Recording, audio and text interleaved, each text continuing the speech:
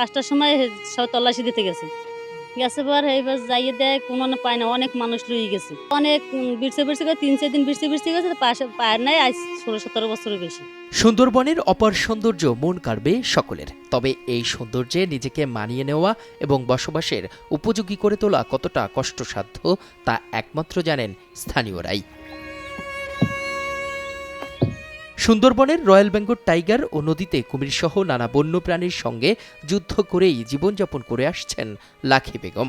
জঙ্গলে গেছে কাঁকড়া ধরতে, তা গেছে পর সকালে রবিবার দিন সকালে গেছে, তাই রবিবার দিন সকালে গেছে, সারাদিনে বাড়ি আসে নাই।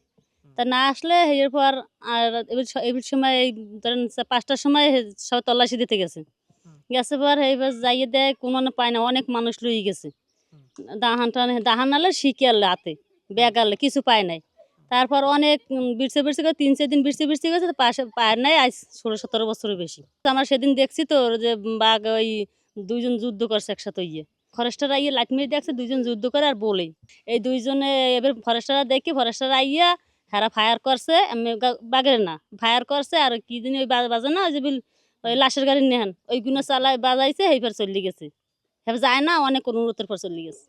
আর এই মাসখানের ভিতরে ওই বাঘ বলছে 1 মাস হয়ও নাই, এই ঘরে বসবাস করছি আজ কত বছর, তাই এই মনে কর 15-16 দিন হয়েছে ওই ঘরে গেছি কাঁকড়া ধরতে যাই জঙ্গলে। আর আব্বু সকালে না তো পুরুষেরা যায়, এই সকালে গেছে ফজরের সময় গেছে, আর এই আসরের সময় আইছে কাঁকড়া ধরে। এই ইনকাম এই না জঙ্গলে ইনকাম, মাছ পোনা ধরা কাঁকড়া ধরা ছাড়া ইনকাম নেই, না এখানে আর কোনো ইনকাম নেই, এটা রিক্স লইয়েই থাকা লাগে। নদীতে কুমির থাকে না? না এরকম কুমির আসে না তোমার, বাঘ আছে, তারপর ধরেন ওই সরিঙায় বানরায় সবই আছে, সবই দেখা যায়, আমরা সবই দেখি। আমি বাঘটাকে সামনে পড়ে না, দিনে দেখা যায় না, দিনে বলে ঠিক আছে, দিনে দেখা যায় না, আমি রাইতে লাইট মারলেই জ্বলে।